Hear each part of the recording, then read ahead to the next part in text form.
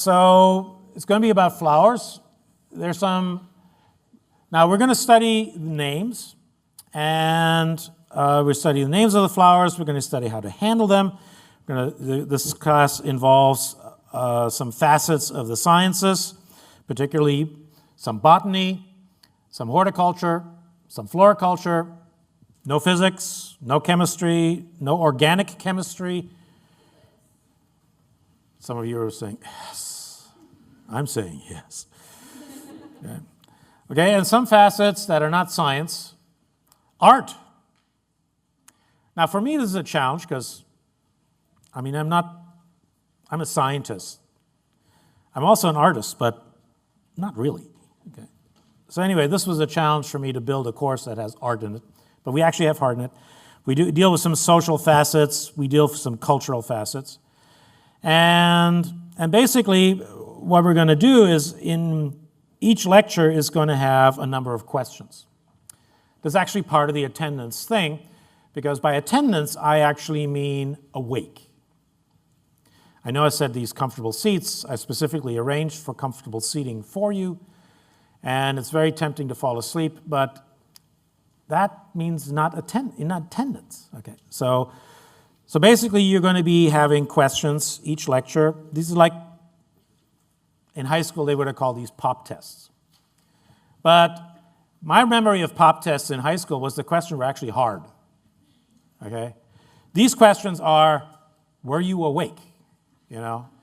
So we're going to talk about flowers in society, and to me, as I've traveled the world and I've seen things, I've come across some interesting things, and I want to share some of those interesting things with you. So flowers have always been used as a representation of beauty and interest, to create interest, and gardens have been basically around for ever since anybody can remember, really. Okay. In fact, there was a time where people didn't have TVs. Now, I know that's hard to fathom, but if you think about what people didn't have, say, 100 years ago, what did they do for entertainment? And they didn't just work. So, actually, flowers played a fairly major role. And gardens were used extensively for not just growing food, but also for beauty, for entertainment, if you will. Here's an example of a palace garden in Hanover, Germany. These are Herrenhäuser gardens. And you can see that they're manicured, and these have been around a long, long time, and they just keep being maintained.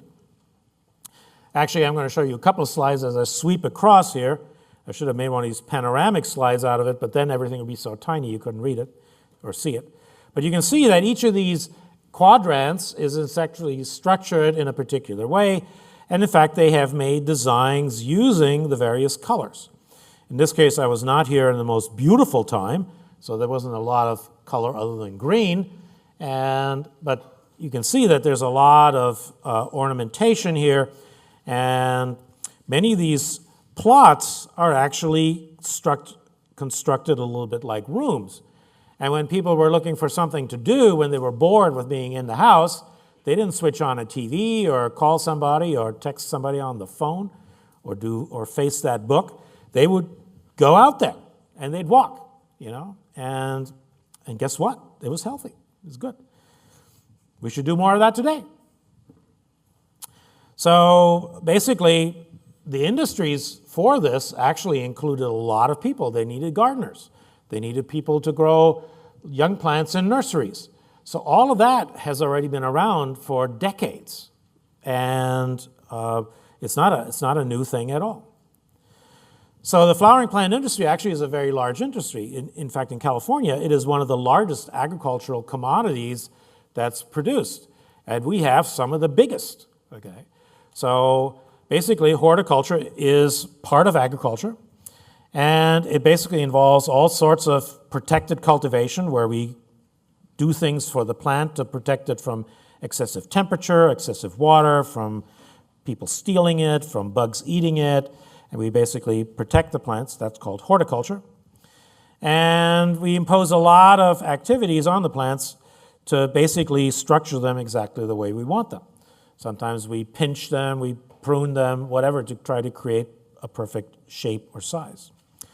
So billions, it should say billions of dollars are spent each year on ornamentals, which is great for me because it's my job. It's almost unlimited.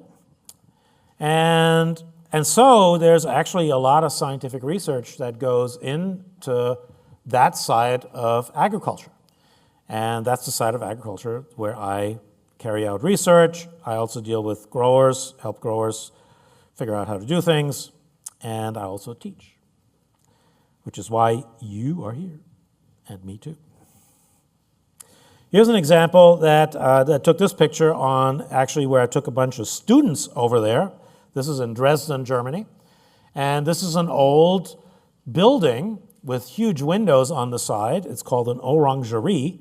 It was built, and the particular person who built it specifically to have orange trees inside in the winter. And oranges, if you don't know, they flower in the winter, and they also take a couple of months to fruit, and then basically you end up with fruit in the wintertime, citrus fruit. So if you're buying oranges right now, they are from this season of production, because the oranges would be ripening at various times in the winter.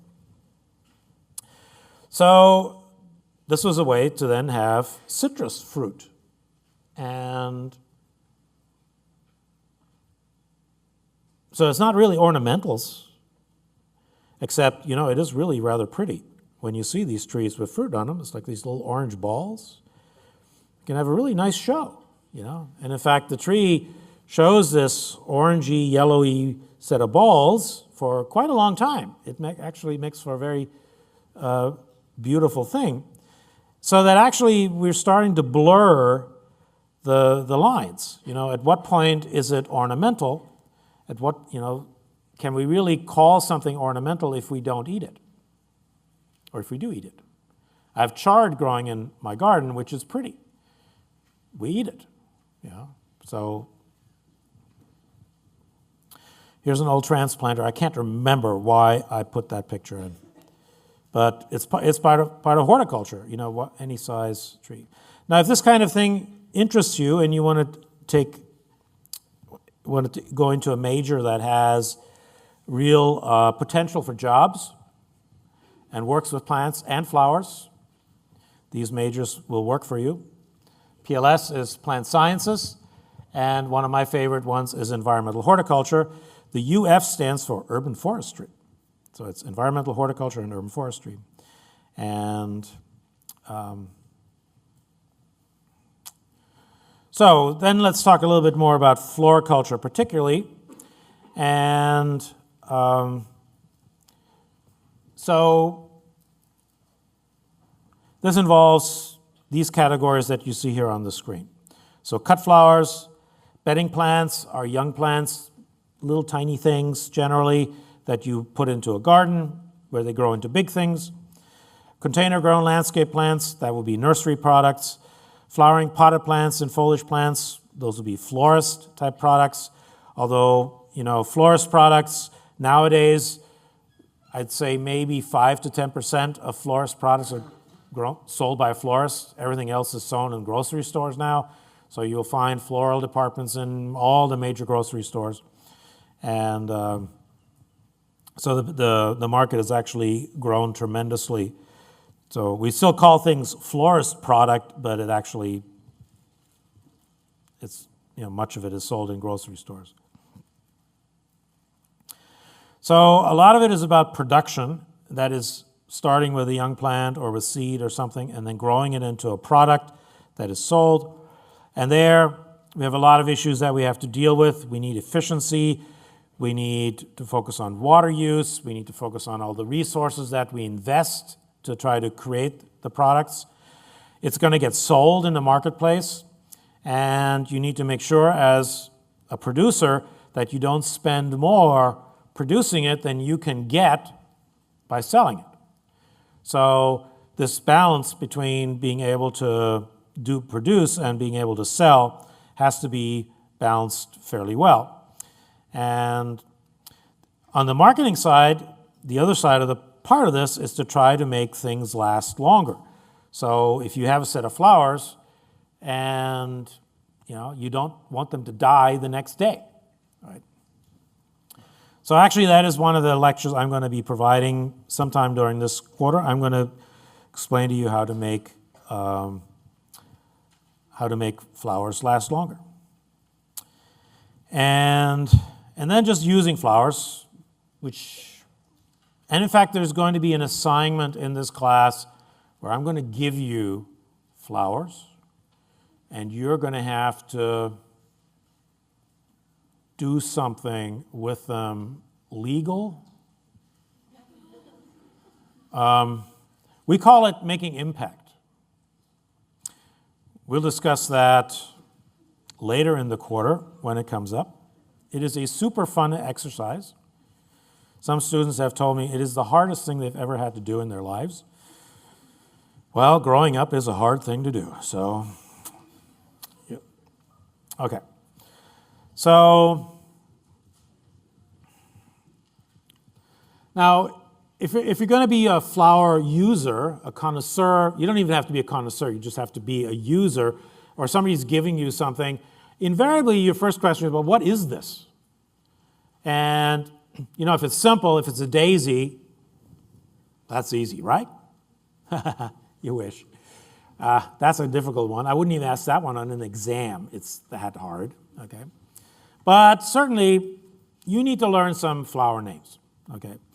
And in fact, that's part of what we're going to do in this course, and is about these flowers. So right at this very moment, I'm going to coach you on these flowers that are in this list. And I'm going to try to remember to do that every week to give you a dose of flower names. And of course, you can study it further later. I'm kind of wishing this was a little bigger here, but anyway, yeah, I think you can see it okay. Oh, it is pretty big up there. Good. Okay, so cut flower roses. So this is what roses look like. In fact, these roses are all cultivated and bred to have a lot of petals. And in fact, you will see here, you can see there's a lot of petals here, dozens of them. In this case, white petals. And in this case, they are red petals. These are roses. This is a little miniature rose. This is Leonidas, which we already talked about. And pot roses. In the book, you find information about delphinium, because the book talks about blue as a color. And delphinium has this lovely blue color, okay? And it makes these very tall flowers.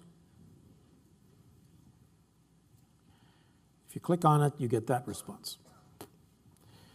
Snapdragon, it also comes up in the book. In fact, that's the reason I picked these particular flowers, because they come up in the first 2 chapters of the book. You'll be reading the book and saying, wonder what that looks like. Oh, guess where you can find it.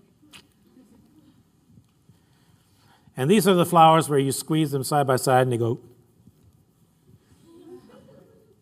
like that. You might have to go to a florist's shop to get that information.